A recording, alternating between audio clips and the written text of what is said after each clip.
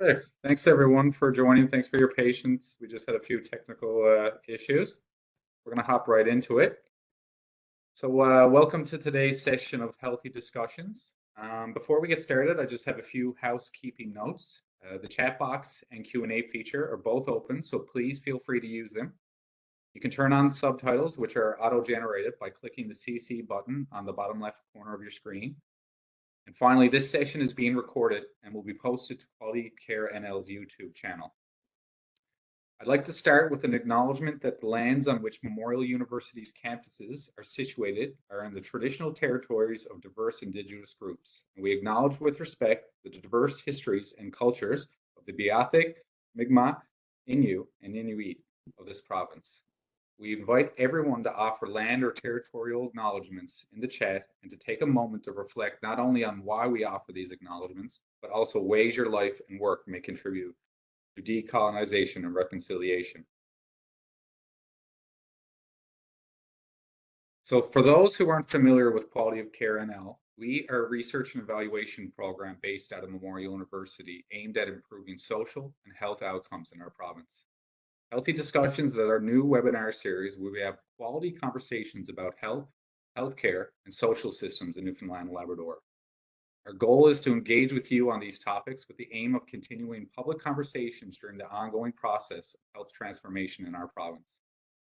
Public discussions are also contributes to the growing of a learning, health, and social system in Newfoundland and Labrador. On the screen right now, you can see a definition of a learning, health, and social system as defined by Health Accord NL in its task force report. This definition might seem complicated the first time you read it, but what it really boils down to is a health and social system that continuously improves through a culture of best practice, evaluation, equity, openness, and collaboration. The system learns and gets better, resulting in better care and health for all. Part of the definition states that individuals and families are active participants in all elements. By engaging in sessions like this one, by being an active participant in your own healthcare and wellness, by talking about and acting on issues that impact us as a society, you are contributing to a learning, health, and social system in our province. So today we are delighted to have joining us Nikki Baldwin, Executive Director of Planned Parenthood NL Sexual Health Center. Joining Nikki for today's discussion is Catherine Street, Director of NL Support and Quality of Care NL. Catherine has some questions to get our conversation started, but we will be taking questions from the audience. So please type your questions in the Q&A box, which is a little easier for us to manage. Sometimes questions can get lost in the chat as people chime in with their thoughts. Since today's discussion is being recorded, you may wish to ask your questions anonymously, which you can do by using Q&A instead of the chat. So without further ado, I'm going to pass it over to Catherine. Thanks very much for that, Robert, and thank you everyone for joining. Before I start, I've just had a private message from one person to say they've got no video. If anyone else is having issues, please can you contact Melissa Ennis in the chat, because she is the one who manages all the technical side for us. So as I say, thank you, Robert, for that introduction, and thank you, Nikki, for joining us today to talk about Planned Parenthood and positive sexual health. As Robert said, we have some questions to get us started before our audience come in with what we hope would be more questions from them. So just to kick us off, can you tell us a little bit more about Planned Parenthood Newfoundland Labrador Sexual Health Centre, focusing on the services you provide? Yeah, absolutely. So Planned Parenthood Newfoundland and Labrador is located in St. John's. Most of our services, however, other than the ones that you actually need to walk into our building for, are accessible across the province. In our clinic, we offer sexual health clinics for any sexual or reproductive health issue. We offer those by both appointment. We offer everything we do is every sexual health clinic we do is by appointment, but we have in-person appointments, but we also have telehealth appointments. So if you're somewhere else in the province, we can help you out with testing or with getting requisitions or getting birth control, that type of thing, which has been pretty awesome since we've gotten telehealth. We also offer educational services. We go into schools, businesses, organizations. We do presentations on all sorts of different sexual and reproductive health issues, puberty, inclusion, all the fun things. We also run a program called Teen Healthy Relationships, which is a 12-week program for teens 14 to 19 to learn absolutely everything about healthy relationships. It's been going amazing. It's just really wonderful to be able to spend that much time with the same group. We also have harm reduction Saturdays, and in general, we offer harm reduction supplies. And by that, we mean both some safer drug supplies as well as safer sex supplies, menstrual products. We have some snacks and stuff.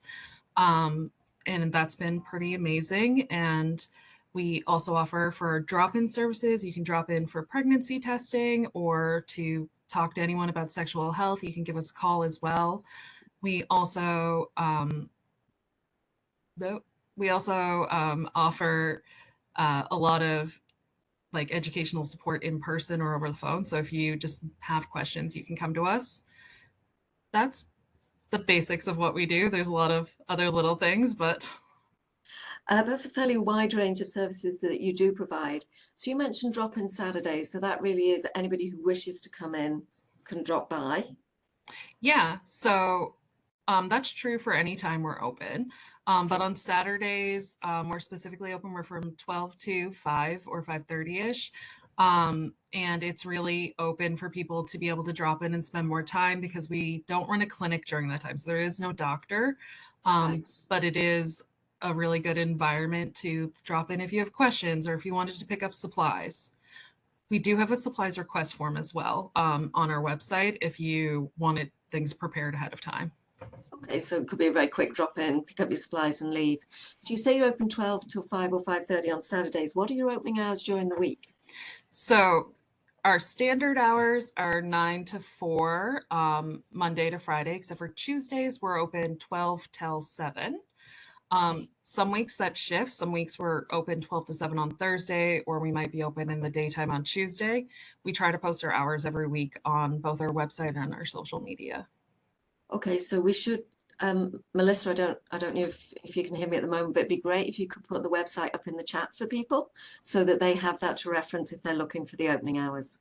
Will do. So that's a huge range of services that you provide, and you do a lot of teaching and education within schools. The title of today's conversation is Positive Sexual Health. So what is positive sexual health and why is it important? Yeah, so we think about positive sexual health as just having a positive outlook on your sexual and reproductive life and health. So it views any type of sex, as long as it's consensual, as being a good, positive thing if it's good and positive for you. It basically means that we're not making sex a taboo. We're not locking it in a closet. We're talking about it in our regular lives. We're not shaming people for doing it. It's just a normal part of your life and most people's lives.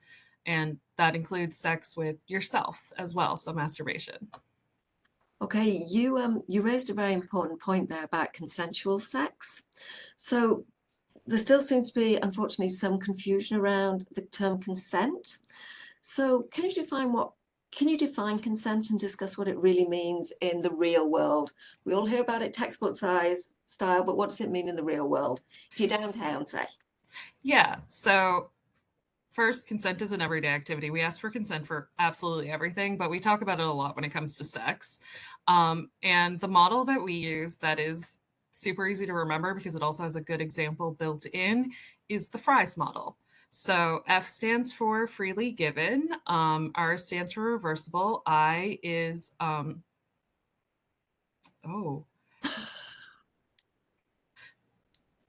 okay, we're skipping I for 1 second. Come back. I just totally lost. Is it my informed, Nikki? It is informed. It is informed. So I is for informed, E is for enthusiastic, and S is for specific. And the way that works when you're actually telling a real world example is by actually using fries as the example. So if I had a box of fries and you just started trying to grab my fries, obviously I didn't consent to that. But if I was like, hey, would you like some of my fries? And then you ate my fries, I gave you consent for that. So that's the F for freely given. Reversible is if I offered you my fries and then I was like, whoa, you're eating way too many. No more fries for you. If you didn't stop at that point, then you were going against my consent. I, for informed, that I definitely forgot. So I is if I offered you fries from a box, but that box had been sitting in my fridge for 3 weeks and I didn't tell you that, then you're not getting informed.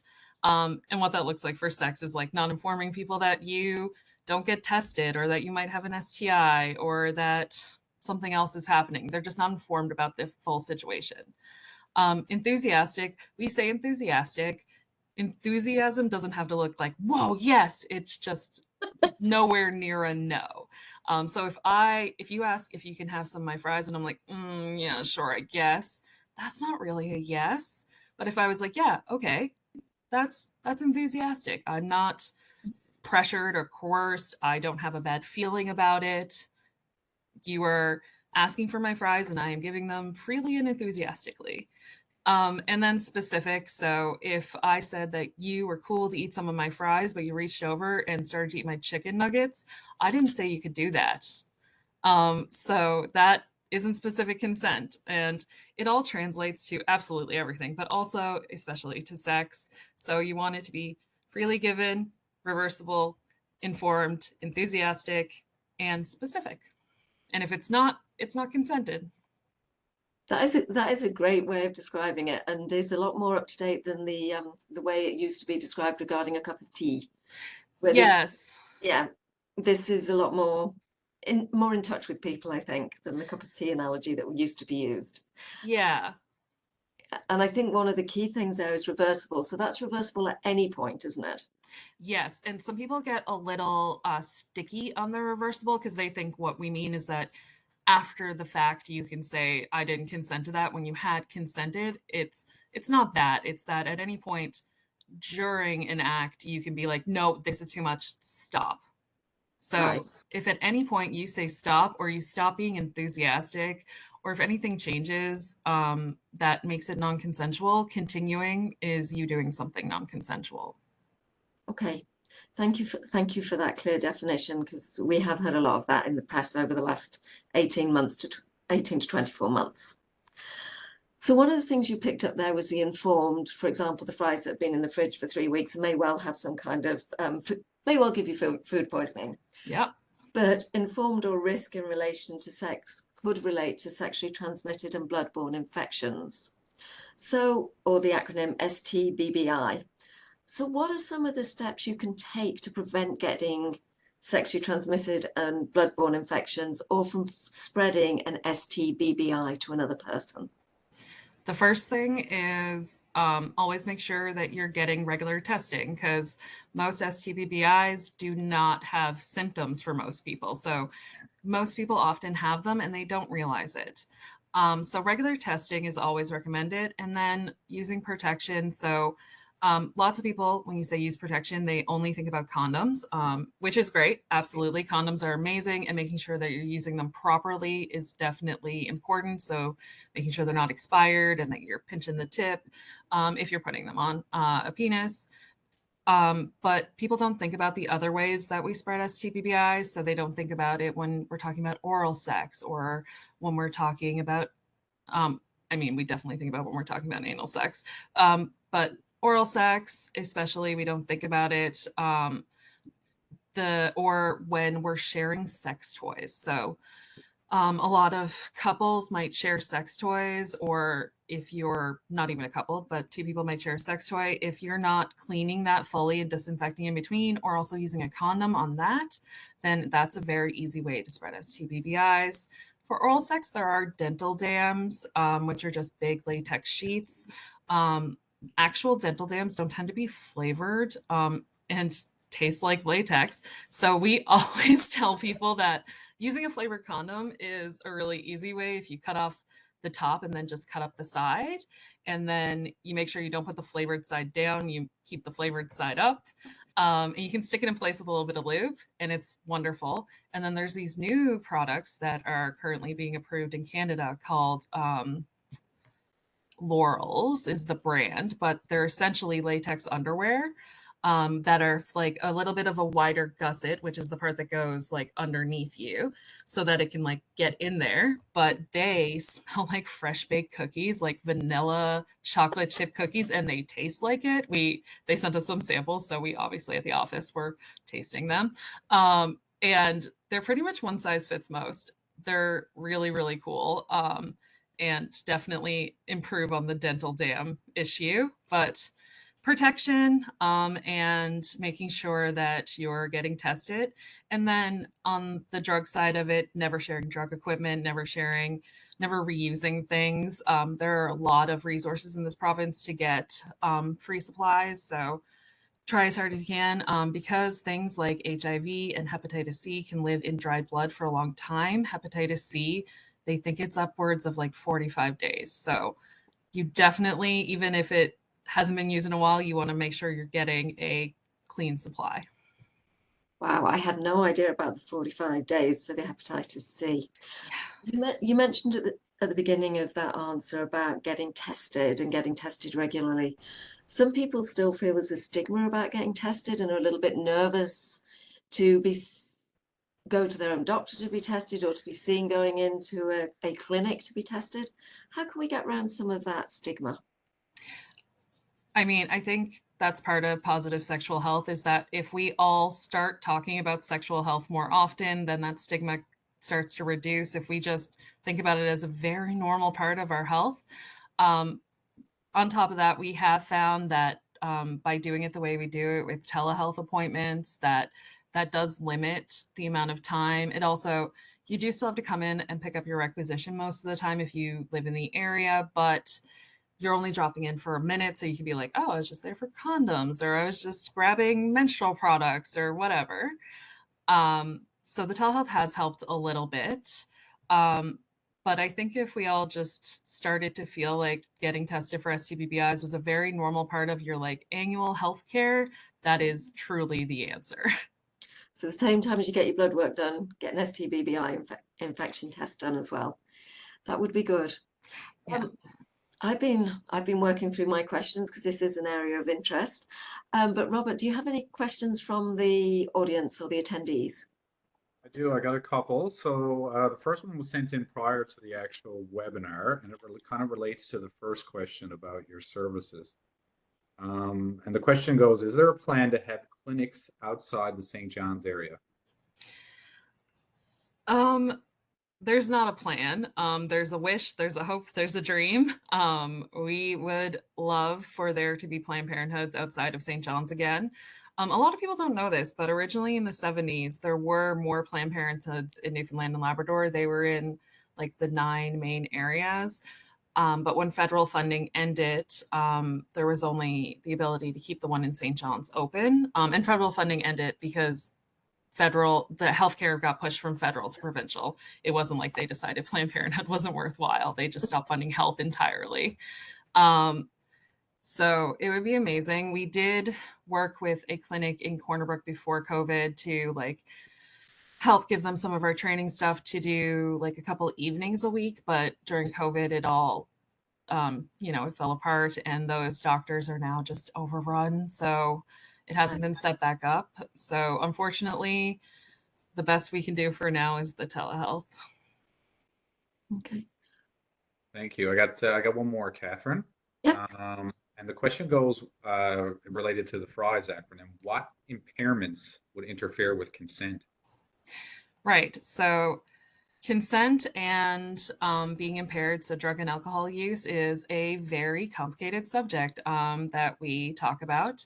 So technically, any level of impairment can make you legally unable to consent.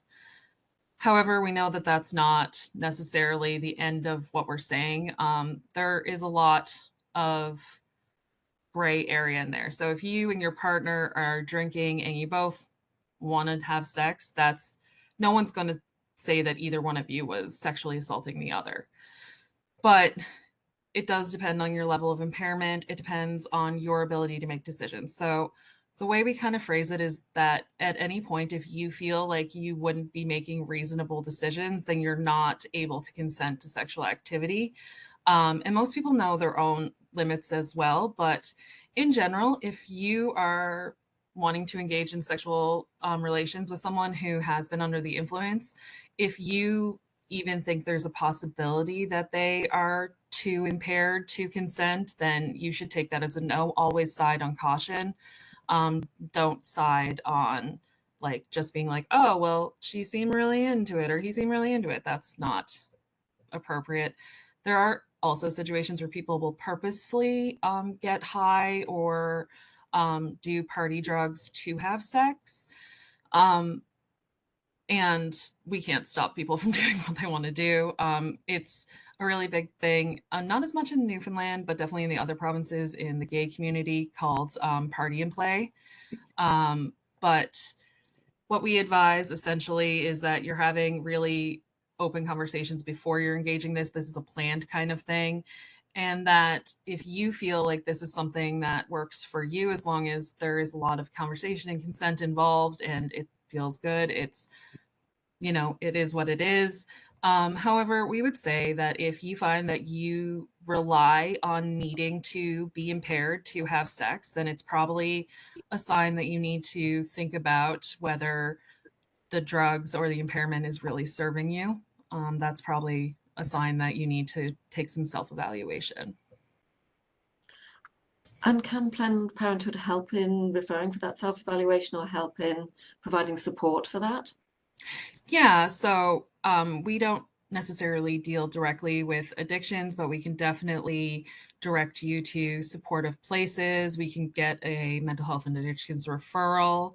And we can also refer to sexologists, so clinical sexologists. So if that is the avenue you're thinking as opposed to addiction support. So if you don't feel like you have an addiction, you just feel like this is a necessary part of sex, it might be something that you want to talk to a clinical psychologist about, which there are free clinical psychologists through the NL Health Services as well. So you can get that service for free. There's definitely a wait list, but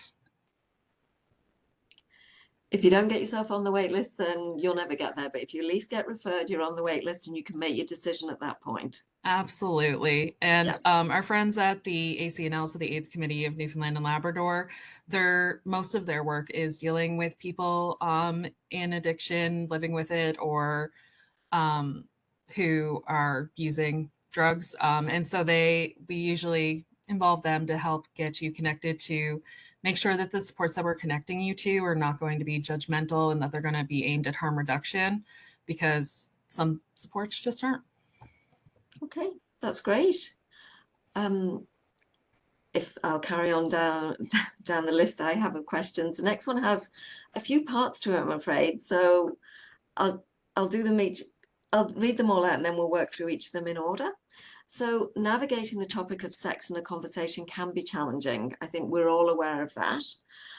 So do you have any tips about any tips for talking about sex and STBBIs with your partner or partners? Yeah, it can definitely be awkward.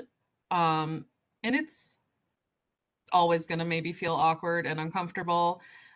Definitely part of this whole thing is, again, normalizing sexuality so that it isn't so awkward. But we find that talking about it early, talking about it casually, so not making a giant deal of it. It doesn't need to be like, oh, we need to sit down and have this very serious conversation. Something casual, like, you started talking to someone before you want to engage in sexual activity. You're like, hey, do you get regular testing? That it can be something that simple. It just can. And we find that for a lot of people, especially younger people, that you can have this conversation in text. You don't have to have it in person, and that kind of lowers the awkwardness for people. So you can message someone and be like, hey, do you get tested? On the other side of that, is that sometimes when you're messaging, the tone doesn't quite get across. So it really depends on how you and that person normally communicate. But it can definitely be super casual. We had this discussion in a school once, and one of the high school kids was like, hey, so if I was talking to a girl and I wanted to figure out if she had gotten tested. Could I just be like, hey, I want to smash, do you get tested? And we were like, yeah, no, that's exactly what we're saying. So it does, like, yeah, just talk about it probably. And we highly advise you talk about it before you have any sexual relations, because that's just a little too late. Yeah. Another good way to bring it up is to bring up about yourself. So you can be like, hey, so I got tested last week. Do you get tested regularly? Or like, I would be more comfortable if you got tested before we engaged. So leading by example sounds a little bit formal, but to say this is something I do, I'd like it if you did it as well. Yeah. And then the other thing that we find works for some people is suggesting getting tested together. Like, make it a date. So be like, do you want to get tested together? And then it becomes like an exciting thing, because you know you're getting tested so that you can engage in sexual activity. So like, it's almost like foreplay. It's anticipation. Exactly. Okay, well, that's also answered the second question, which was about within a new relationship. So you've covered the 2 points there. And of course, you should also check that somebody is, to use the old phrase, being faithful or monogamous or whatever. And if they're not, for them to get tested if they're not, or if you're not. Yeah, exactly. So nothing wrong with non-monogamy as long as you're being safe sexually. Yeah. Okay. You mentioned about the comment made by a high school student. So I'm not a parent, but I'm sure some parents dread having that discussion. So do you have any suggestions for parents looking to have meaningful discussions about sexual health with their children? Yeah, and I think the question itself is kind of answering it. So parents dread having that conversation. And so what we suggest is that you don't have that conversation, is that you start having many conversations as early as possible, so that you're not leading up to this one really terrifying instance of like locking your kid in a car and telling them absolutely everything about the birds and the bees. But making things like making it more clear earlier on. So start talking to your kids about sex or things around sex, because there are lots of things that we talk about as sexual education that don't have anything to do with sex, like consent and healthy relationships and your body. Talking openly with your kids about things like that can really make the rest of the conversations you need to have easier, because they know you're a person who tells them facts, who doesn't make it weird, who is open and honest, who they can actually come to and discuss these things. Because it's really hard for you to just broach that subject when you don't have this kind of relationship. A lot of parents don't know when their children are going to be engaging in sex. They don't know when the right time is. And there are lots of parts of that conversation that need to happen earlier, like healthy relationships and consent and puberty. Like, talk to your kids about puberty, the poor things. So what we say, like one of the things we talk about with parents is always be honest. Don't lie to your kids about sex or anything around surrounding sex. Like, lying will make it harder to have that conversation in the future. But give them the age appropriate amount of information. So like, if your 5 or 6 year old sees a condom and they're like, what is this? And you can say something like, that's something adults use for protection for sex. And you don't have to explain further. And most 5 year olds won't ask you to explain it further. But if the kid is like 12, that might be the time to actually explain how to use a condom. So it's not about not talking to your kids about certain things until they're a certain age. It's about the details you give them and about like the amount you go into it. So we're not saying don't have age inappropriate conversations with your kids, but your kid shouldn't, like at the age of 5, not know what their own genitals are called. Like, that is also just a dangerous thing, because if your child doesn't know what their genitals are called and they're telling other adults potentially about something happening to them and they're using the wrong words, then the message might not get through to the other adults. So it's really a safety thing. And there's always the thing that parents are like, but if I talk to my kids about sex, are they going to think it's okay for them to have sex? Your kids are going to have sex when they're going to have sex. The only thing that you can do is help them have sex safer. And honestly, we find that parents who talk to their kids about sex, those kids are less likely to have sex early on, because they actually know the risks and the benefits, and they're not doing it to rebel against their parents. So you're taking that element out. So So talk early, talk often. So you take the rebellion element out and you bring a trust element in because you've had those Exactly. discussions. They know that you're telling them the truth. Robert, I assume we have another question from the audience, but there is just one other question here that relates to that. So, which is along the No, I mean, my question, Catherine, my question was answered. It was actually a question for myself because it was time appropriate. One of my kids actually opened the door and peeking in on this webinar. So I will, but you answered it, Nikki. I was going to ask at what age should you actually start broaching the subject of sexual health with your children? And you, I mean, you kind of answered it. Yeah, it's definitely like as it comes up. So you want to talk about consent and things before they're going to school, really. So before you're not watching them all the time so that they know what they're doing. Also, when I say talk to your kids about consent, I mean all genders of kids. Don't skip it just because your kid's a certain gender. And then once you get to puberty, that kind of opens the door. And if you talk about puberty with your kid, in like an open kind of honest way that's not really traumatizing, they'll usually come to you about the sex stuff because you've opened that door to them. They know you trust you. They can talk to you openly about that. Exactly. So we've talked about parents talking to their children about sexual health. What about our education system? That plays an important role in providing sexual health information to students. So how can teachers actively engage students in these conversations? We can all remember these conversations when I was at school were a long time ago, and things weren't quite so open. There was a lot of giggling and a lot of silliness and all of that. So how do teachers deal with that? I think that teachers are a great resource for this. I know that there are a lot of studies that show that like kids don't, if you have all of your classes with one teacher, it's unlikely that that teacher is really going to be able to have the sexual health conversation if they are not comfortable with having that conversation, because the kids know you well enough that they know it's uncomfortable, and then it's like talking to your awkward parents. So not like being awkward about sex is definitely step one. Step two is actually getting the education yourself. So as we know, we're adults. The education that we get about sexual health is the same that the kids get, and it varies from school to school, from teacher to teacher, from year to year. I actually thought I didn't get great sexual health education, but I took sex ed for an entire year, which is apparently not normal. Other schools teach it as a unit of health or just 1 week.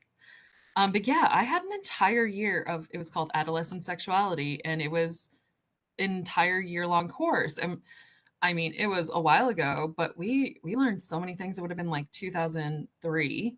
And I remember us watching videos about trans people, which like that is early. Like I got some seriously good sexual health education, but it really varies from school to school. And if you're the teacher who's supposed to teach sex education that year and you don't know how to do it, reach out and get some help. So Planned Parenthood can both come into your school, but we can also like do some train the trainer sessions. We can also do a session on how to facilitate these awkward conversations for teachers, because sometimes it's not your choice that you're the person teaching sex ed. In a lot of schools, if no one wants to teach it, it's the teacher that gets the short straw that year, which that's never going to be great.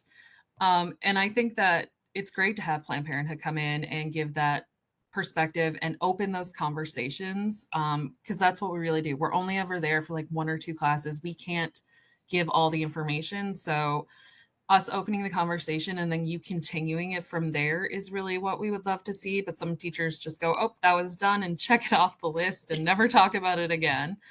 And obviously it can be a little awkward because of your position with the youth. So if you do find that like it's not going to be a thing that you're going to be able to talk about, having resources available that they can take without you seeing them take them is really cool. So like just having sexual health pamphlets, or having pamphlets about gender or 2S LGBTQI things, or we have a pamphlet called When Will I Be Ready to Have Sex?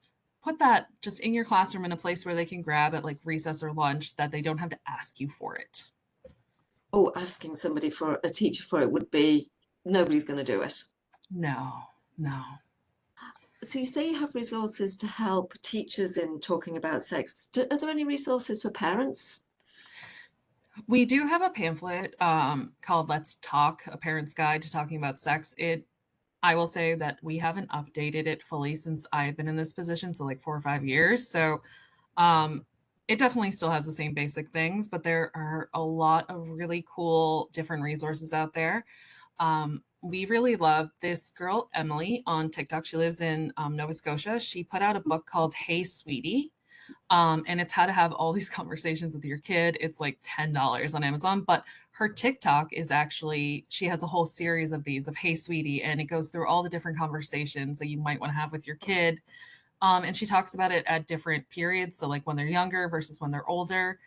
And we really think it's an amazing resource, but there's things like Scarletine, which is a great resource for youth. And Ojoy sex toy, but definitely for older kids. It is an 18 plus website, so not the youth. And then there's the Society of Obstetricians and Gynecologists website, have a few different um, websites that go off of it, like Sexing You, and It's a Plan for figuring out which birth control could work for you. But Sexing You is a great resource. Basically, make sure you're just double checking the resources are accurate and fact based before you're giving them to your kids. Um, and there's a really new cool website actually. It just came out. Sorry. It's called Sexfluent. Sexfluent.ca. So it's a Canadian website, which is one of the cooler parts because most of these resources are American. But it is aimed at youth. So it's like bright and colorful, and there's lots of fun graphics, and there's comics to explain things, and all sorts of different things like that. And I think that it's amazing. We also do have a library. So to Planned Parenthood has a mostly to us LGBTQI plus library, but also has resources on sexual health and things like that. And you can actually borrow some books from us. So we have some different ones for youth, some comic books about different things, as well as like just actual word books. But we find comic books go a long way with youth nowadays. Yeah, that makes sense. So that's excellent. And Melissa's kindly put the Sexfluent website in the chat for anybody who's interested in that. So there are plenty of resources out there, and they're not difficult to find. And if they can't find them, they should just contact you or come in and Yeah, absolutely. that's the library. Perfect. Robert, any more questions from the audience? Yeah, I got one that I'll ask before because I know you have a few more questions there, Catherine, that we didn't. I'm mindful of the time. Yes, we do. The question is, any advice on addressing sexual health misinformation in youth, in particular for teachers and parents? Yeah. So misinformation is a really big issue with sexual health. I mean, it's always been because sexual health is something that has been a taboo, shoved in the closet. So there's a lot of questions about it, and people get their answers from very unreliable resources because we've shoved the reliable resources behind dark cloaks, essentially. And right now, there's a lot of misinformation being purposefully put out by people who want to do things like limit bodily rights, bodily autonomy. And I think talking to your kids or talking to your friends about media literacy is probably one of the better things, is making sure that you're telling them that they should be checking where they're getting their information. So like, are you just seeing this from a random creator on TikTok? What are their qualifications to say this? Do they have facts to back it up? If you hear something, look it up, see if other people are saying the same thing. And just having those conversations and being able to have your kids ask you those questions. So being open to answering those questions is going to help combat a lot of the misinformation. And then the same thing with teachers, being able to answer those questions for them or having resources for them on hand, emailing them out the resources can really stem a lot of the misinformation, because it's that we don't talk about it publicly that makes it so easy for the misinformation to spread. So with the misinformation, one of the things we were wondering about was some of the common myths you hear. So are there any particular common myths you hear and ones you'd like to take this opportunity to debunk? Absolutely. So I asked this question at work today, and there were so many that I just need to state up front that there are a lot of myths about sexual health, sexual and reproductive health, because we don't talk about it enough. one of the main ones that we got was that the first one is that you would know if you had an STBBI. So we often find people are like, oh, but I can't have this or that or whatever because I don't have any symptoms. I feel fine. 90% of people will feel fine when they have an STBBI. The second one that we hear a lot, and is a mildly complicated issue, is about herpes. That finding out you have herpes is the end of the world, that it makes you like dirty and untouchable and unlovable, because there is no way for you to get rid of herpes once you have it. It is permanent. You will just get outbreaks throughout your life.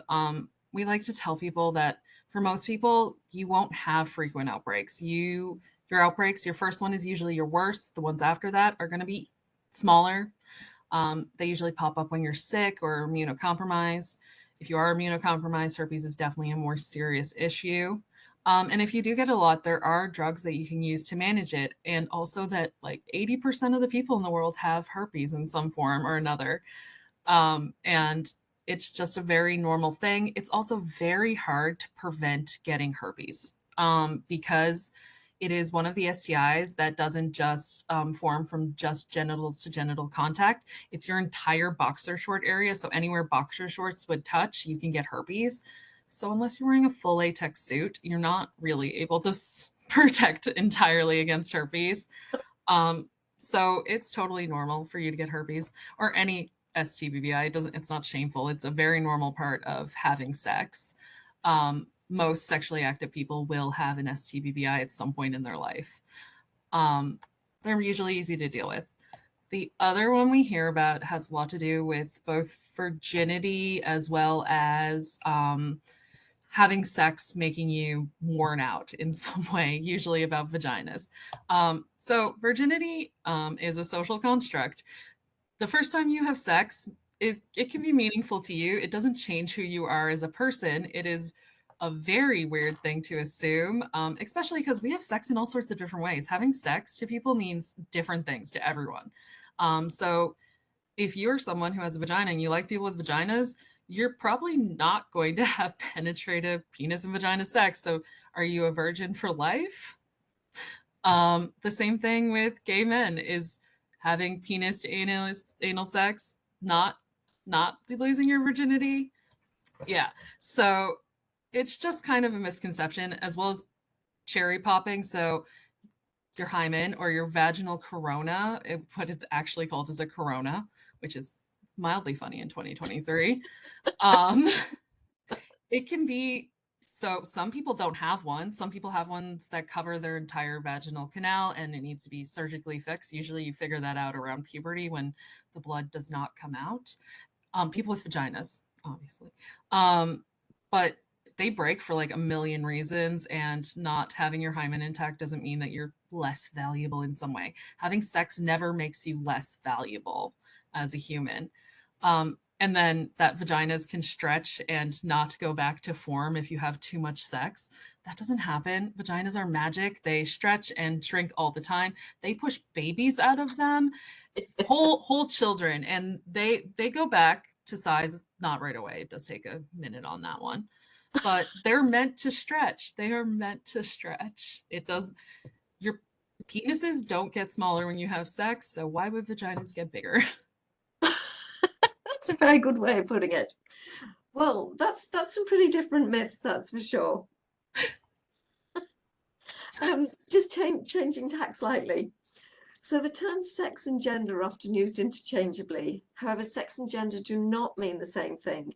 What's the difference?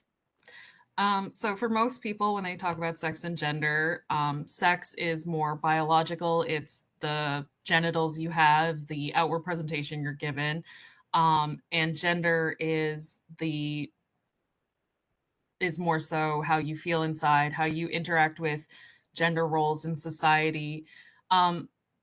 Both are social constructs. We just decided to divide humans based on these characteristics and not different ones, as opposed to sorting everyone by how short or tall they are and deciding that made you one thing or another. And sex is a lot more complicated than we think it is too. People have hormonal, chromosomal differences. Some people are born with two types of genitalia or some form of the wrong genitalia. So it is a little more complicated. Gender doesn't have to relate to your sex. So you can be born with a vagina and then all of your feelings settle more into a male form. So you're not actually, so when we talk about your gender wouldn't be a woman or a girl, it would be a boy or a man. And it's totally, absolutely fine for that to change over time. But gender is just how we interact with the social structures of the world that we've created that divide the world based on gender.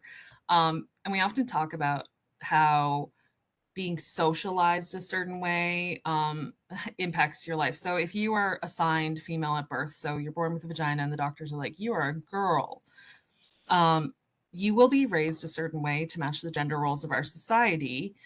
But a lot of people, or some people, will break out of that and be like, no, this is not for me. I'm either non-binary or I'm trans.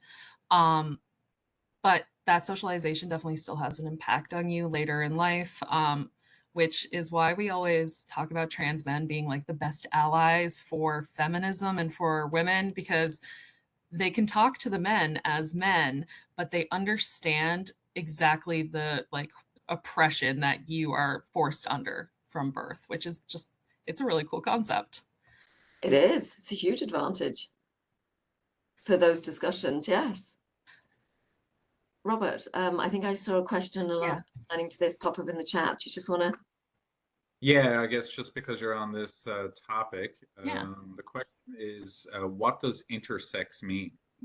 Yeah. So intersex it just means that your sex doesn't fit in the binary. So either you have chromosomal differences that don't fit in the traditional definition of male or female, or you have outward sex characteristics that don't fit in that definition. So, like, your genitals are not just a vagina or penis, or just some people, it's not external, it's internal. Your internal sex organs can be different too. So, some people, instead of having ovaries, will have gonads.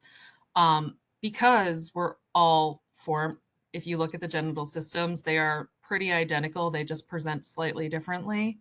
Um, and for some people, it can mean that they have hormonal differences.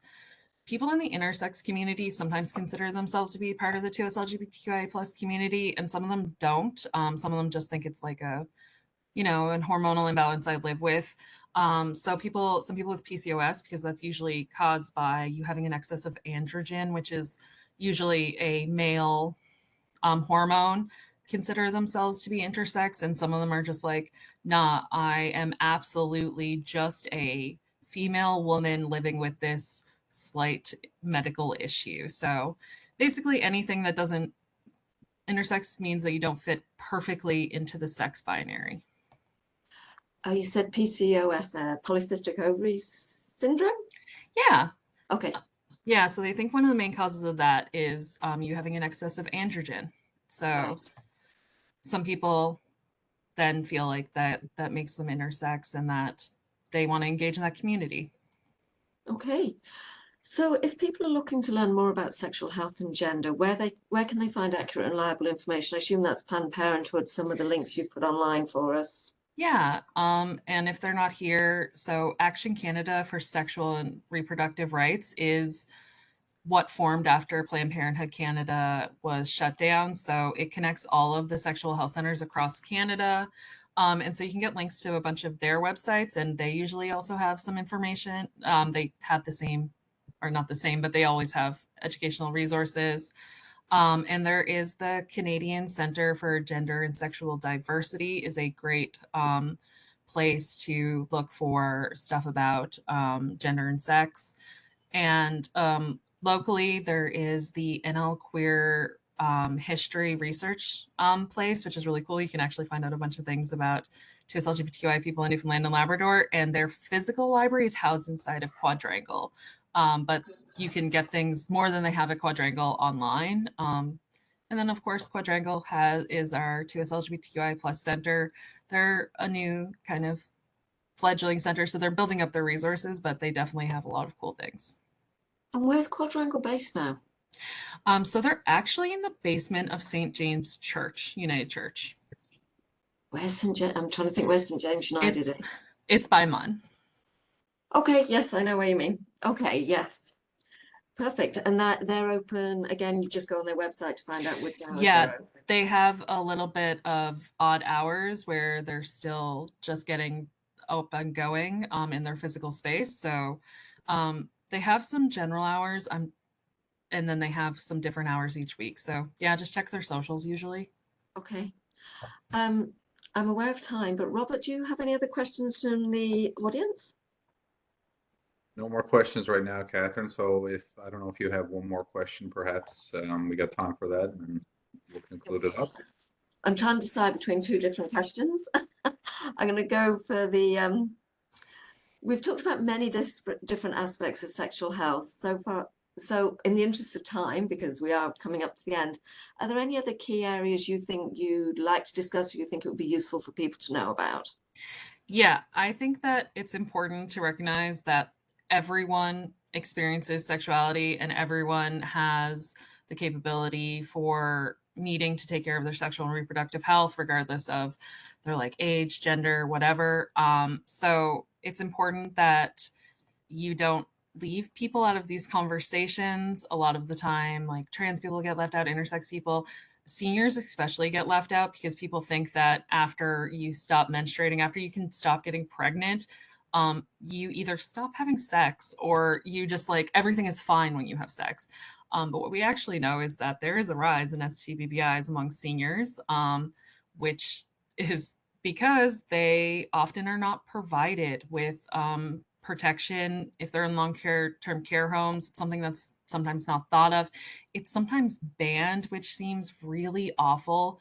And like you're treating seniors like children. Um, and we also know that there are a lot more senior women than men. So what we hear colloquially is that the men tend to get around because there are less of them, and therefore they often are spreading STBBIs. But in general, any people think that sex stops after 50-ish, but it doesn't. There's no expiration on having sex. It doesn't stop working. And if it does, and you have a penis, there are medicines for that. And then the other big thing is that with vaginas, it's a muscle. And if you don't use it, it definitely can cause you issues. So if you are an older person and you find that you're having a lot of vaginal issues, the answer might just be masturbation. And having more sex and masturbating, it doesn't make the next time you have sex worse. It's like you can't wear it out. Like some people are like, oh, if I masturbate too much or if my partner masturbates, especially for people with penises, they're like, oh, they won't be any good at sex. But that's the opposite of true. That is the opposite of how your body works. It actually is, they're muscles and they work better when they're used. And on the topic of masturbation, totally normal for absolutely everyone, including women. Girls can masturbate, absolutely. Highly advise it. If you know how pleasure feels for you, if you can pleasure yourself, it's easier for you to talk to and to have that discussion and lead someone else to pleasure you as well. Leading to a healthy sexual relationship and better general Exactly. overall health. Yes, and also is good to be familiar with your breast if you are, especially if you're a woman, or you have breast, because that is how you're going to know if you might have something going on that can lead to breast cancer. You're actually familiar with it. So you know if that lump is weird or not because boobs are weirdly lumpy. And early detection is key in relation to breast cancer. Absolutely. Same thing with cervical cancer, early detection. It means that you basically can catch cancer in your cervix before it's cancer. But if you're not getting your PAPs, it can get really bad really fast. You can end up with stage 4 cervical cancer before you feel any symptoms. And Planned Parenthood do provide a PAP service, don't they? We do.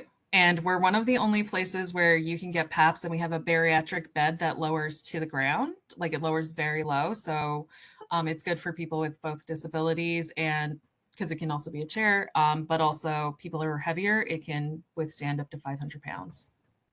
And it would always be a female physician doing the PAP or a nurse practitioner or? Yeah, so currently we only have female providers. If we did have a male provider at any point, we did before, you are warned on the phone when you book your appointment that it will be with a male physician, and there's always a chaperone. Okay, that's great. Robert, anything else from the audience? That's it. So I think I'm going to conclude the session here, Catherine, because just mindful of the time here. Oh, Can I say thank you to Nikki? I really enjoyed that. Not gonna lie, I enjoyed it too. I always love talking about sexual health. I wish you were around when I was about 11 or 12. There you go. so that concludes the time we have for today's session. I want to thank Nikki and Catherine for leading us through a great discussion on this important topic. Big thank you to everyone who joined us online to listen and participate in our discussion. And just a reminder that the recording of this session will be on our YouTube channel in the coming days, and you can check out the recordings of all previous sessions there as well. We'll be joined by several leaders from the healthcare sector for our next session in November. And that session will take place during our annual Share Summit on November 10th. So you can visit our website at www.qcnl.ca/share to learn more. And lastly, you'll see a very short post-event survey on your screen after we end the webinar. We'd appreciate you providing any feedback or ideas for future healthy discussions. So thanks again, everyone, and have a great evening. Thanks, Nikki. Thanks, Robert.